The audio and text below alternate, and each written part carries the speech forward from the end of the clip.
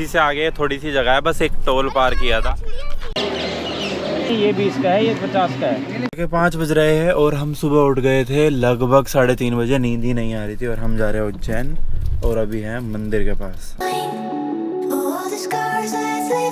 तो हो गए सोरे सारे। कौन सी जगह है? लाल सूत। तो अभी हम लाल सूत में हैं।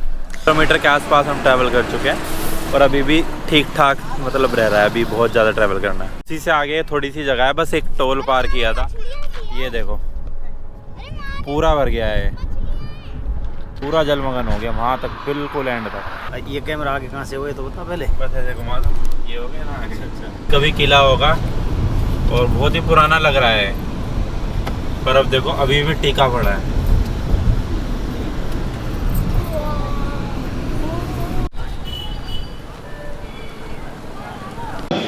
सबसे बढ़िया यही है, दाल रोटी राइस यही अच्छी होते हैं सबसे अच्छा। के मंदिर हम आ चुके हैं, एक बार आप नज़ारा देखो। अब आप में से बहुत सारे लोग ऐसे हो गए जिनको माँ बगलामुखी के बारे में नहीं पता। तो माँ बगलामुखी को हम पीताम्बरी भी कहते हैं और ये जो मंदिर है भगवान विष्णु के द्वारा ही स्थापित हुआ था और महाभारत से पहले, महाभारत का युद्ध जीतने से पहले यहाँ पर माँ की पूजा करी गई थी। तो अगर आपको कुछ ऐसी विश है कि लाइक आपको अपने शत्रुओं पर विजय प्राप्त करनी है, और शत्रु मन के भी होते हैं, तो अगर आपको कुछ ऐसा करना है तो आप यहाँ पर भी आओ। कौन कौन से शत्रु? काम, क्रोध, लोभ, मोह और मत्सर, 5 शत्रु हैं व्यक्ति के, हर व्यक्ति के पर्सनल, सबके मन में होते हैं। ओम जिह्वाग्रमादाय करेण देवीं वामेन शत्रून् परिपीडयन्तीं गदा विघातेन च दक्षिणेन पीताम्बराढ्यां द्विभुजां नमामि। 20 का नहीं, ये 20 का है, ये 50 का है।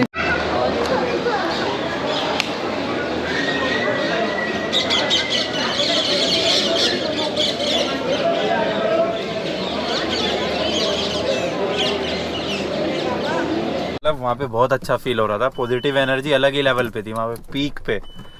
और उधर तुमने तोतो वाली वीडियो देखी होगी, अभी मैं एक वीडियो डाल रहा हूँ, वो देखो तोतो वाली वीडियो। तो वहाँ पे मतलब इतने सारे तोते थे और किसके पेड़ पे? नीम के पेड़ पे। उनको हजारों तोते आरती जैसी रुकी कुछ समय के लिए, तो तोते अपनी धुन निकालने लगे बहुत जोर जोर से। बिल्कुल। और दोबारा आरती प्रारंभ हुई, सारे तोते शांत हो गए। लो बताओ, मैं ड्राइव कर रहा हूं। उसके बाद कुछ पता नहीं लगा। और जैसे कि बहुत से लोग मानते हैं, जानते हुए हैं कि माँ बगलामुखी शत्रु निवारण के लिए है, लेकिन ये अवश्य नहीं कि किसी का कोई शत्रु हो या किसी का बाहरी कोई शत्रु हो, क्योंकि 6 शत्रु प्रत्येक मनुष्य के अंदर बताए गए हैं। पहला है काम, दूसरा क्रोध, तीसरा मोह, चौथा मद और मत्सर। मत बताओ क्या होता है? मद घमंड को कहते हैं, अहंकार को। काम, क्रोध, लोभ, मोह, मद और मत्सर 6 शत्रु हैं। और माँ बगलामुखी के साधक जो होते हैं, जो साधना करने वाले लोग रहते हैं, उनके ये 6 शत्रु भी समाप्त हो जाते हैं, मतलब वो शुद्ध रूप से भक्त हो जाते हैं भगवान के। ऐसी माँ बगलामुखी की कृपा है। और मध्य प्रदेश की ही धरती पे 2 बगलामुखी के प्रसिद्ध मंदिर हैं। एक तो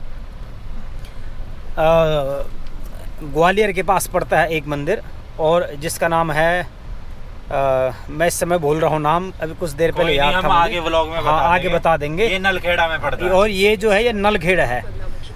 ये मंदिर द्वापर युग का इसका इतिहास बताया जाता है। जिस समय पांडव लोग कौरवों के साथ युद्ध करने वाले थे, तो युद्ध के समय ही जब भगवान को, श्री कृष्ण को यह निश्चित, उन्हें तो पहले से ही ज्ञात था, लेकिन वो समझ गए कि अब युद्ध तो होना ही है। भगवान जबकि साक्षात त्रिलोकीनाथ थे, लेकिन भगवान के अनेक भक्त जो शस्त्र और अस्त्रों में पारंगत थे, ऐसे कौरवों की सेना में भी थे। अर्जुन के स्वयं के गुरु, स्वयं के पितामह सब कौरवों की सेना में थे। इसलिए भगवान ने भी यह कहा कि तुम माँ बगलामुखी की साधना करो। और भगवान श्री कृष्ण की माँ की आवाहन करने पर, और माँ का जैसे आवाहन हो, तो माँ यहाँ प्रकट हो गई और तब से माँ बगलामुखी यहाँ विराजमान है। बहुत सिद्ध हैं। किसी भी प्रकार का शरीर में दोष हो, मन में दोष हो, शत्रुओं के द्वारा पीड़ित हो, अपने निजी जो शरीर के मन के शत्रु उनके द्वारा पीड़ित हो, वो सब शत्रु भी हमारे विनाश हो जाते हैं जब माँ के शरण में आते हैं। आप सभी की माँ बगलामुखी खूब कल्याण करे। ओम जिह्वाग्रमादाय करेण देवीं वामेन शत्रुन् परिपीडयन्तीं गदा विघातेन च दक्षिणेना पीताम्बराड्याम द्विजाम नमामि। माँ बगलामुखी को हम दोनों भुजाओं से हाथ जोड़कर माँ को प्रणाम करते हैं, माँ के चरणों में दंडवत प्रणाम करते हैं। और आप सभी का भी माँ बगलामुखी कल्याण करे।